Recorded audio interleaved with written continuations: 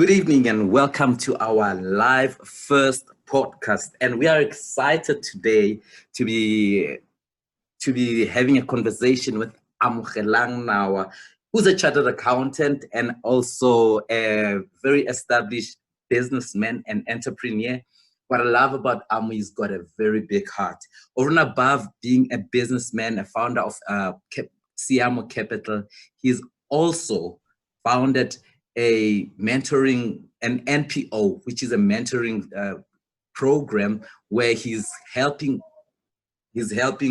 university kids to mentor students from high school at a home in SOS, and it's doing great. Its name is Siamo Learning, and he's doing great at it. I love working with Amu. I've worked with him in several projects, and he's just a kind of person you love to work with all the time. Before I carry on with this live podcast, for all the people who've just joined us or the people who'll be joining us, please keep your mic on mute and keep your video hidden, because what we want to see, we want to hear everything from Amu. We'll be asking him some questions, and we'll be having sort of a relaxed conversation about entrepreneurship, which is something very important. As we can see in our country at the moment, the economy is not doing that well. However, I think the economy right now needs people like you and I, who say, I will build this economy. People like you and I who say, I'm gonna go down and build a business so that I can employ more people so that this economy can flourish. But I'm not going to talk a lot today. We've got Amogelang Nawa, who's going to talk to us about entrepreneurship and the spirit of entrepreneurship, the mindset of an entrepreneurship. Over and above all, we're going to be talking about the importance of knowing numbers in your business. Good evening, Mr. Nawa. As I call you every day, how are you feeling today? I'm all right with you, and thank you for the kind words. And I'd like to welcome everyone. Thank you for the platform. Excellent. I'm already enjoying this, and I'm already having fun. If you've got a question or if you'd love to chip in, just go to the chats there and just ask a question on our chat line, and Amu or I'll be able to help you, or any of our participants. Maybe we'll have an open line later on to have people asking questions. But we want to keep this as a relaxed conversation where you and I will be talking about entrepreneurship. I love entrepreneurs and I love entrepreneurship. Right, first question. Mr. Nawa, Amu, I wrote a couple of questions here, but I don't know where this is going to lead us. We're probably going to end up talking about other stuff. I don't want to follow a script, but just it helps to prepare, I wrote a couple of questions here. The first question I have: what is an entrepreneur? According to your knowledge and according to your experience, what is an entrepreneur? And I'm asking this question very strategically, and I wouldn't want to have a textbook definition on this one, because the textbooks there's lots of textbooks that say what an entrepreneur is, but most of those textbooks sometimes are not written by people who are entrepreneurs, but it's their understanding of what entrepreneur is. But according to your experience and what you've gone through in your life, how you've started a couple of businesses, what do you think is an entrepreneur?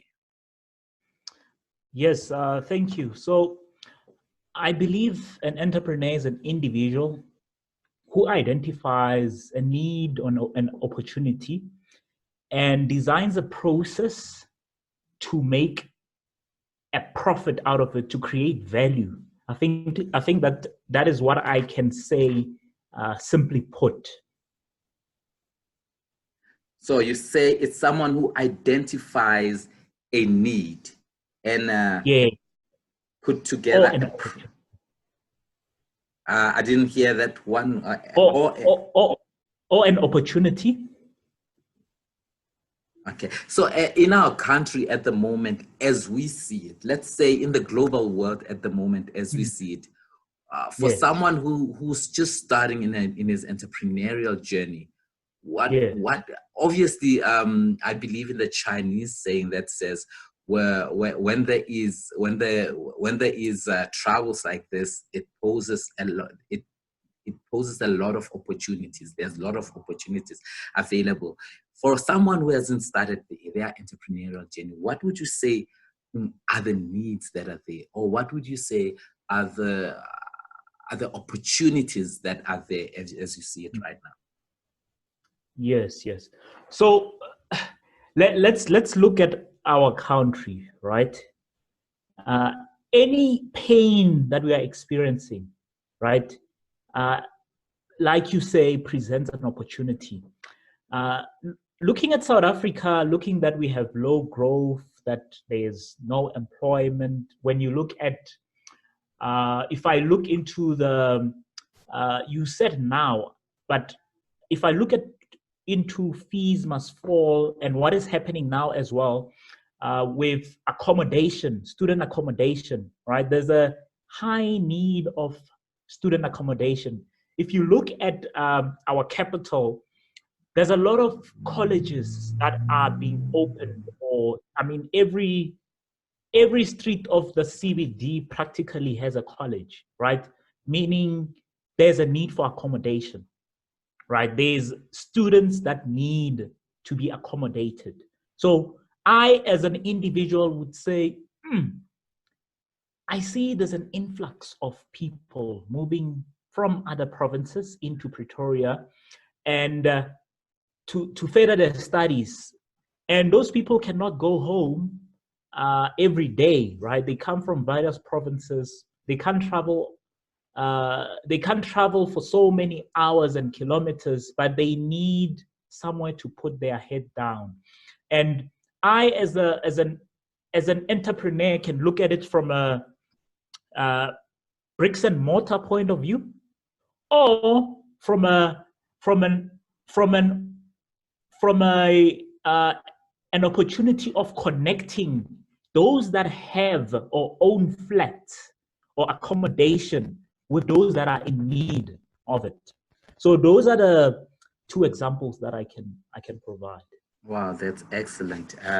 Yeah, that's an excellent example, because especially a need like that will always be available, because there'll always be students. There will always be people moving around, and people will definitely need housing. People will definitely need accommodation. Those are excellent examples, and that's why I love working with you, because you make me see things that I find difficult to see sometimes. Just a quick one. I just want you to take us through a journey. When did you realize that you want to be an entrepreneur? At which point did you say, or did you just grow up with that mindset that I'm going to be an entrepreneur?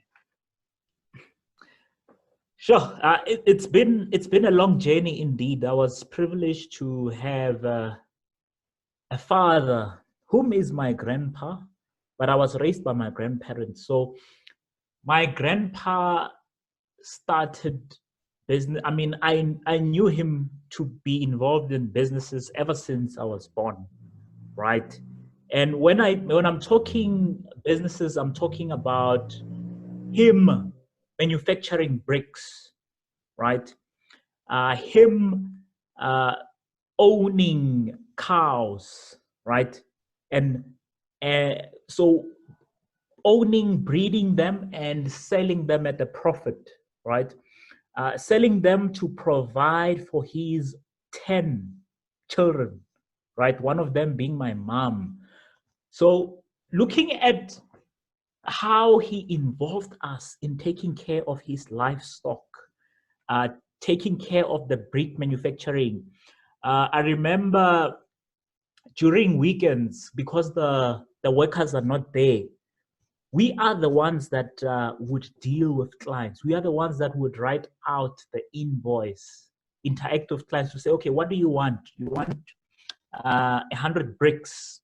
We would write out an invoice for them. They'd give us money, would count it, take it to him, and also then drive to the factory. The factory is just, it's nearby. It's just next door, right? So our home was just opposite the factory. So we'd drive there and help with loading, right?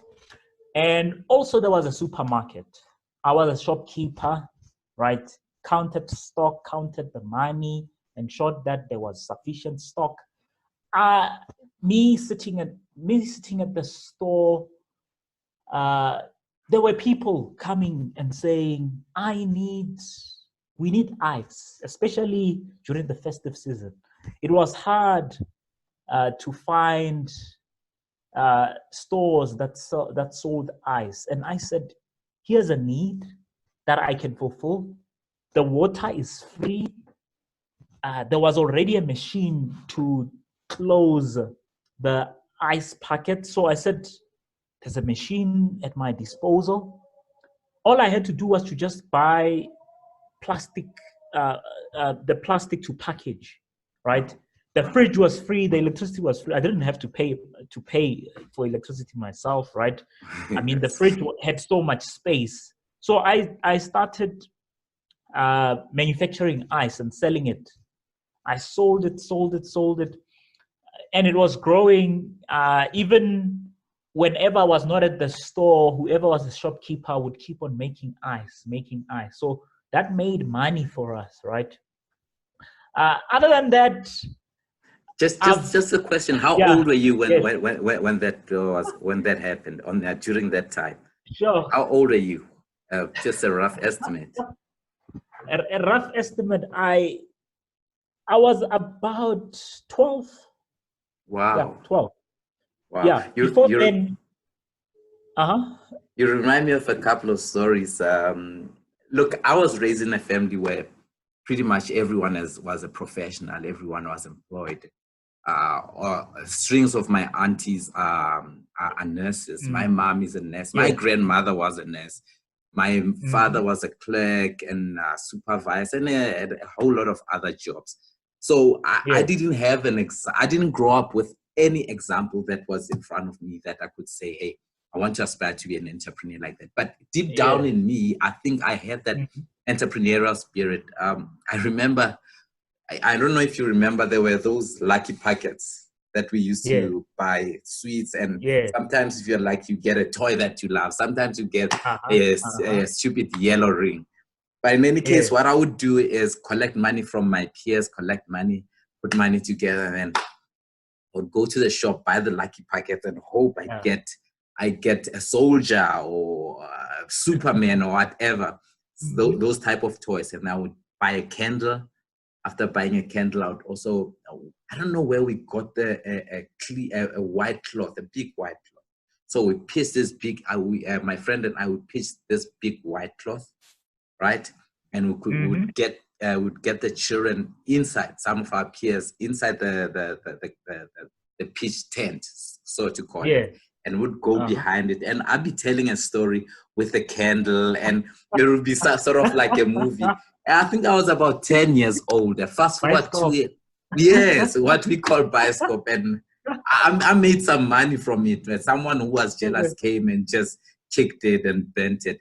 But in any case, later on, I think 2 years later, I think I was the only kid, or if there wasn't another one, could have been maybe 2 kids in the whole street who had a bicycle. And you know, so you can only ride so much bicycle at home. But all these kids that didn't have bicycles, they would always come to you. Can I ride? Then I realized, hey, there's a need here. And I said, okay, fine. 5 cents, 10 cents a ride. You go right there, come back. And I would make good money. And sometimes I'd have help the family at home with that money. My dad didn't like it that much because then my bicycle belonged to the whole street. But the other day I heard Jim Rohn say, I teach kids to have 2 bicycles. 1 bicycle for himself and 1 bicycle to hire out. And it just reminded me of myself. And you can see that an entrepreneurial spirit, sometimes you can see it from a young age. But tell me here, what is your belief? Is that to be an entrepreneur, should you be born to be an entrepreneur, or is it a learned skill, or is everyone born an entrepreneur, or it takes a special kind of people to be entrepreneurs? Just give me your beliefs on that one. Just before you tell me that, can you please just stand up and just switch on the light there so that we can get some light? Much better, much better. Okay, Yeah, thank tell you. me, I don't know if you want me to repeat the question, or are you gonna? No, I got it. You Yeah. asked whether entrepreneurs are born or it's something that one can learn along the way. Yes. So, well, I believe there are some that are born. There are some that think differently from the onset, right? But also the way we are socialized, how we have grown up, our exposure also influences our decisions later on in life, right? And I believe with me that is something that I said, oh, this is something that my parents, my grandpa exposed me to. That's why I ended up pursuing entrepreneurship, and that's why I'm an entrepreneur today. Yes. Wow, that's that. So you believe that there are people who are born with that natural skill, or let's not call it a skill, the natural ability to be entrepreneurs, and there are those people that would have to learn to be an entrepreneurs. But at the same time, it depends on which community you were raised in, or who were you raised by. Or do you are the people that when you were growing up you would look up to and aspire to be like, who were entrepreneurs, and sort of you model yourself towards those people? Am I understanding you right? Uh, that's that's correct. Wow, wow, that's Mm. Yeah. for, let's say that you meet a guy, let's say, who's just come out of school, and he's just come out of, let's say, matric or standard 10 or grade 12, which is in South Africa our last year of high school. You meet this guy, and he hasn't decided if he wants to go to university or college, and he Yeah. feels maybe he might want to be an entrepreneur, but that guy has never met someone, or he was never socialized in that way, like Yes. socialized around entrepreneurs. What kind of Yes. advice would you give such a person? Hmm. So you said they think that they can go or venture into entrepreneurship, right? Yeah, maybe, or sometimes they haven't decided, but Yes. they might even be thinking like that. Yeah. Yeah. So my first recommendation, and this is very important. Uh, we need I need to, or that person needs to spend time discovering themselves, asking the pertinent question, who am I? Right? Uh, and a lot will flow from that, right? Who am I? What do I want in life? I think if if you have those two questions answered clearly, you will know whether entrepreneurship is for you or not, right? And I mean, the process of becoming an entrepreneur, there's no stage where one says I know it all, right? We develop as we go, right? It's True. that particular person say they say, yeah, I want to become an entrepreneur. That particular person will have to learn certain behavior, right? Along the way, they will have to experiment. They will have to be open uh, to the to the behaviors that or the characters that are pertinent for every entrepreneur to have, for the skills that every entrepreneur needs to have. So yeah, that's my take on it. Wow, wow. So where would they find such skills? Let's say they're looking for those skills, and let's say they decide, look, Yeah, yeah, I want to be an entrepreneur. I can see Amu is making it out there as an yeah, entrepreneur, and he's living a yeah. good life. Yes, I want to be an entrepreneur. Where would Yeah, they go for those skills? How would they get those skills? Or let me yes. put it, let me rephrase my question. hmm Would they need to have a certain type of mindset to really even think about getting into that venture?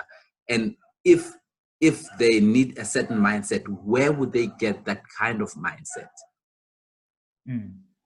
Sure. Okay. So the last one is a bit difficult. Yes, a certain mindset is required, but a mindset is not developed in one day, right? A mindset is a process. It's me saying, I know I need to do this, and adapting to it over time. I might have some fallbacks and falling down and then having to come back again because of the behaviors that I've grown up with, what I have been, how I've been socialized, right? So maybe it might be worth it to talk about what is this mindset, right? To me, okay, just to start off with, to me, a mindset means certain attitudes, right, that one must possess, right? Wow. And for one to become an entrepreneur, right, it means, I'm going to talk about three things. Firstly, the first one is that you need to be a risk taker, right? Risks, me talking about a risk, I'm referring to uncertainty, right? When I'm talking, people are afraid of the unknown, right? I, as an entrepreneur, need to be able to, when people are drawing the one side, I go the other, which is the unknown, right? I need to have the audacity to actually go for the unknown, right? Hence, they say an entrepreneur is a risk taker, because it means you need to venture into the unknown. You need to venture into the unknown to discover a solution, right? To come up with something new, to come up with a process that is efficient, right, for the challenge at hand, right? Secondly, for me, an entrepreneur needs to, they need to believe in themselves. They need to believe that they can do it, right? They need to believe in their solution, right? But it's not only believe, but they need to act, right? Yeah. When I believe in something, when I have conviction, I should not end it there. It's important that I actually push and do something about it, right? And thirdly, when I call myself an entrepreneur, I need to be able to identify efficiencies, right? What do I mean by that? I mean doing things in a cheaper, faster, and convenient way, right? I need to constantly be looking out for how can I do this better, right? Right? I may have started a business that is making me money, but I don't stop there. I need to continuously improve on my processes, right? There's technology that's being introduced. There's talk of the fourth industrial revolution. I need to keep up to date with the latest information or solutions that are out there, because that may influence my business. I may be able to deliver something in a cost-effective, faster, and efficient manner that will result in my business being sustainable and profitable, right? So those are the three, if I may call it, characteristics or mindset, the mindset of the entrepreneur that we're talking about, right? To go back to your question about, okay, where do you find these skills, right? I believe that one finding a mentor Mm. will come very valuable in that journey of entrepreneurship. Finding someone that you say, I believe I can learn from, I look up to them, right? So that when you are in doubt, you are able to consult. When you want to go back, you get a second opinion, right? Somebody to hold you accountable.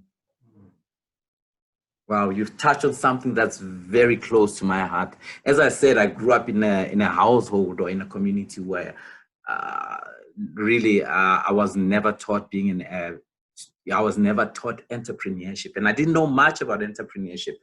And I happened to get married in an entrepreneurial family. My wife's Yes. families and household, they are all entrepreneurs. Like my father-in-law is an entrepreneur. My mother-in-law is an entrepreneur. I didn't understand the way they were doing things and the way but they did things. And obviously, I came from a different background. And eventually, when I got to be with my wife, I slowly got excited about this entrepreneurial journey. And eventually, I started a couple of businesses, and some of them were good, some of them didn't make it. And you've touched on something very important there when you say find a mentor, because most of the time I would do things out of reading a book, which is something very important. And we learn a lot from books, we learn a lot from seminars, we learn a lot. But you still need someone that will hold you accountable, walk with you the journey. When you are low, know how to take you up, and when you are on your high, remind you to remain grounded. And that's what we do at Mentor Finder. We help people who need mentors, people who need that person that will hold them by the hand to get mentors. So if you're excited about, or if you'd love to have a mentor in your business, in your career, in your journey, talk to us. Drop us an email. We'll leave our email addresses. Drop us give us a call, and then we'll be able to help you get a mentor. And you said something very important there when you said an attitude. It takes a certain attitude. You don't even want to call it a mindset, but it's an attitude. And tell me, I know you've had a job before, right? And you've been employed. Those attitude, how important are they for someone who is still employed?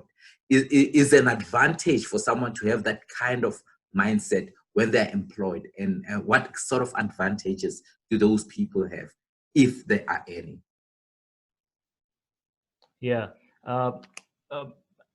I'm not sure if I understand the question, but are you saying, is it an advantage if I'm an employee, but I am entrepreneurially inclined? Is that the question? Yes, you've put it right. That person has got a mindset of an entrepreneur. He's got those attitudes and attributes that you were talking about. But he, at the moment, sometimes I call those people, they are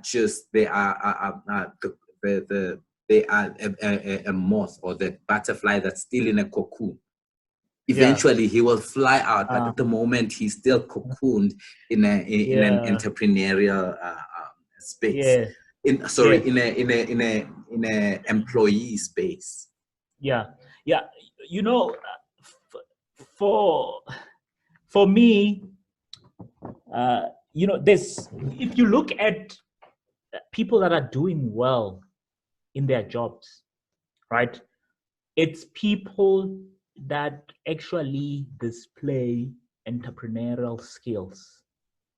It's people that show leadership. It's people that, for you to become a senior manager or whatever title, or nowadays they call them the C-suite, the chief executives.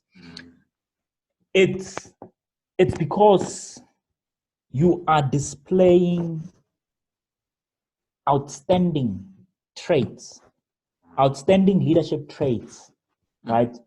Where you are showing that you can manage resources, right? Businesses, companies are looking for people who are entrepreneurs to run their units, right? Companies are saying that here's your budget, you need to run with it, make money for this business, right? And because of that, for me,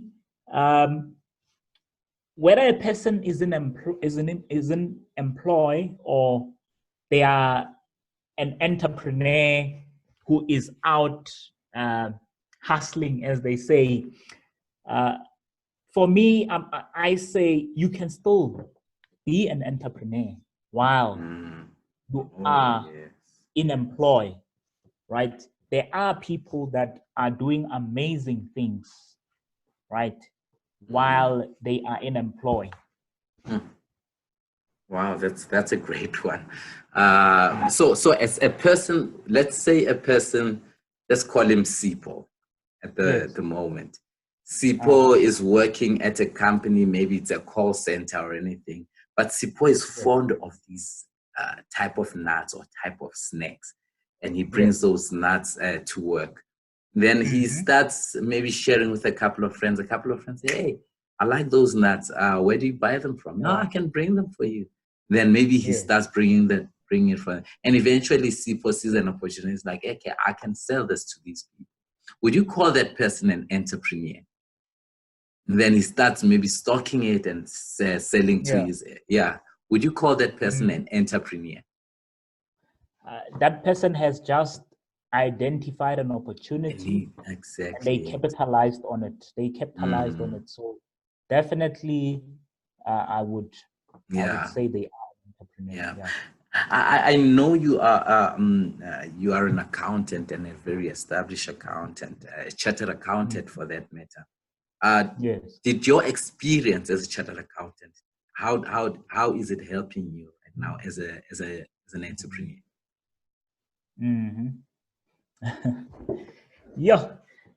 Looking at what we did in varsity and perhaps even the board exams, but I think the second board exam is more practical. But looking at academics, I think one thing that I told myself and even believe in is that, what we went through was just to test whether can we deal with complexity, right? More than anything, right? Otherwise, we've done a lot of, if you look at accounting, it has a lot of standards, right? There's deferred tax, there's mergers and acquisitions. Me sitting here and you asking me about those standards, I'll probably not be able to answer you. But should I have to deal with a merger and acquisition, I have the skill to go through the standard, interpret it, and apply it to add value, right? So that is my belief of education. It's just it's testing whether you can deal with complexity. Right now I'm applying the very basics. With the master classes that I host, with preparing financial statements and filing tax returns for entrepreneurs or for businesses, I'm applying the very, very basics, right? Which, yes, I've learned theoretically, but also theoretically it wasn't the same as practically, right? I know how to do a tax calculation, but then when you get out there, you need to know, first of all, that, okay, I need to register for e-filing. After I register for e-filing, I must request a tax return and then prepare financials, complete it, right? Complete the tax return and then file it, right? There's certain processes that you'll only be aware of. Although an effort is being made to close the gap between theory and practice. But you asked my experience, right? So it's for me, it's still I'm really using the very very basics of, but I have a better understanding of those basics, right?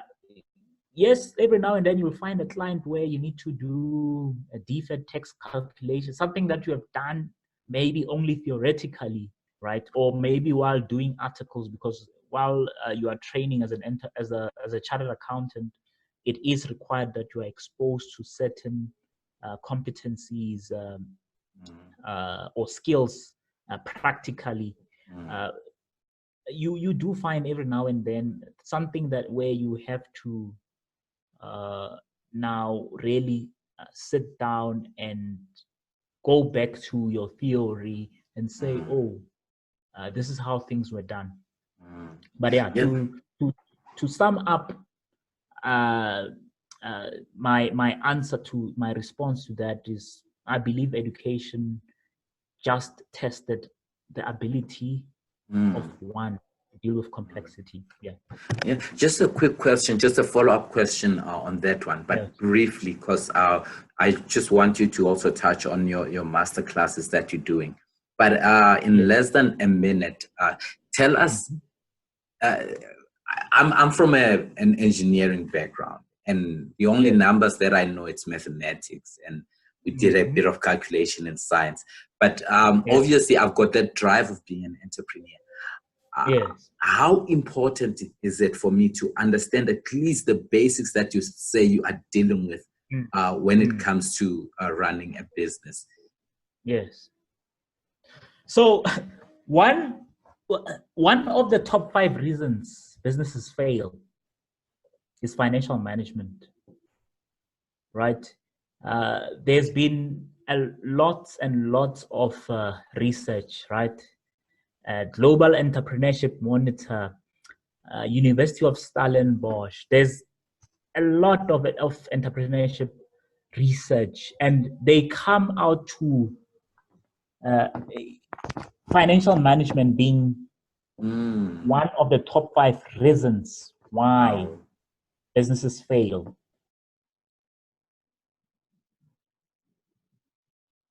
Are you still there? Are you still there? The whole story of your business from the beginning until the end. Becky? Yes, I can hear you. Oh, yes. So the numbers tell they are the fiber of your business. I, as an entrepreneur, need to understand my financials. I need to, they need to guide my decision making, right? I cannot manage my business based on just instinct. Wow, that's a good one. I'd love us to talk more about it, but are we running out of time? Just quickly, please tell us about your upcoming masterclass, which I believe will be taking place in January, and I'm looking forward to it. Briefly tell us about it and why does one needs to go there? Because other people will be like, hey, I did accounting in school. Why do I need to go to this masterclass? Tell us what it is, what will you be dealing with, and why do I need to go there? And please give us the date and the times. All right. So firstly, I'd like to say that, Becky, I believe in a world where entrepreneurs are independent and run successful and sustainable businesses, right? So that is what we are doing with these master classes. There's a master class called Becoming Funding Ready. It's on the 25th of January, 2020. This master class will be looking at, are you funding ready, right? What are the critical things that you need to have in place for you to say, I am funding ready, right? What will ensure that when you go out there, that you will not get your funding application declined, right? So Also, there's many entrepreneurs that think they need funding while they might not. While a challenge might be in the other area, right? So we will be having a guest speaker. We will also be, I mean, the master classes are practical, right? So there will be funding pitches, right, in front of an expert. The audience, people who will be attending the seminar, will be pitching their business and getting feedback on that. So it's on the 25th of January. The start time will be 9 a.m. Okay, that's great. Just a quick one as we're about to wrap up. If people want to get in touch with you, people want to know more about Amogelana, people want to know more about these masterclasses, or people that want to know more about Siamo Capital, where would they get you? Give us your social networks handle and give us your email address. And if you're comfortable, you can give us your telephone number where people can get a hold of you. All right. So my email address is amo@siamocapital.co.za. amo@siamocapital.co.za. Cell phone numbers 076 5724 606. I am on LinkedIn, Twitter, Facebook, right? On Facebook, you can search Siamo Capital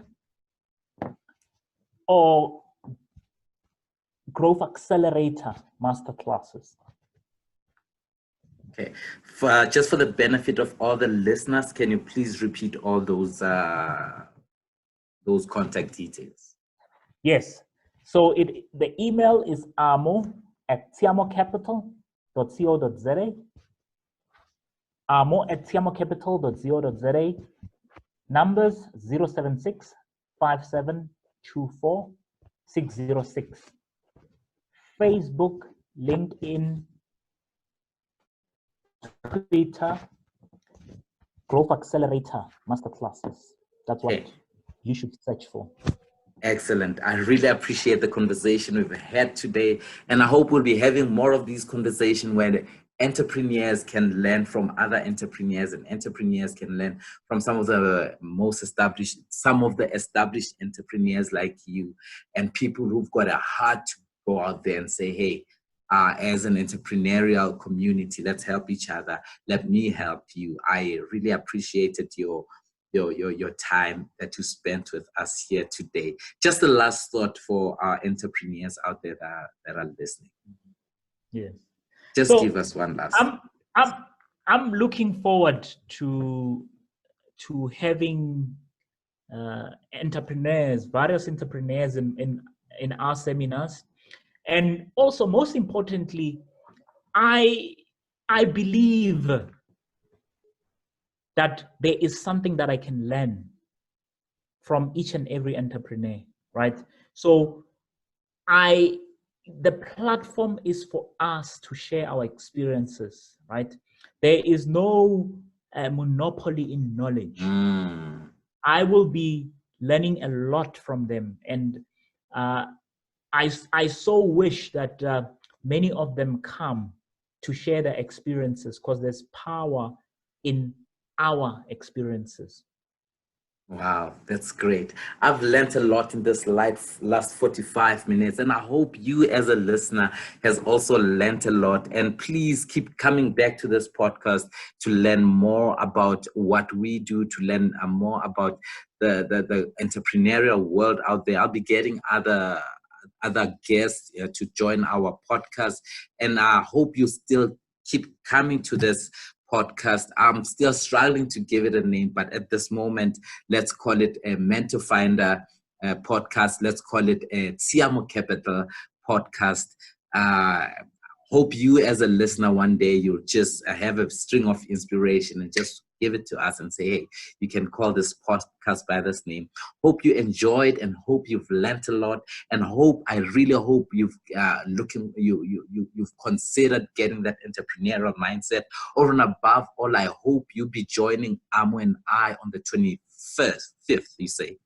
25th Yes, of of January, for 25th. the masterclass that he'll be running. The masterclass is getting yourself funding ready. We're looking forward to see you soon.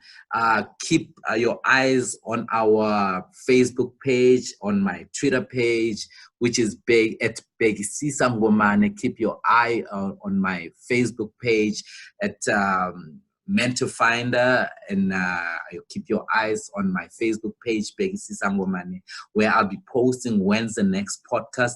Other than that, I'm looking forward to meet you very soon and to your growth. Cheers, Amu. Cheers, everyone. Empower yourself, grow your business. Thank you, Becky. Great. It was great having you here. Okay, bye. Bye.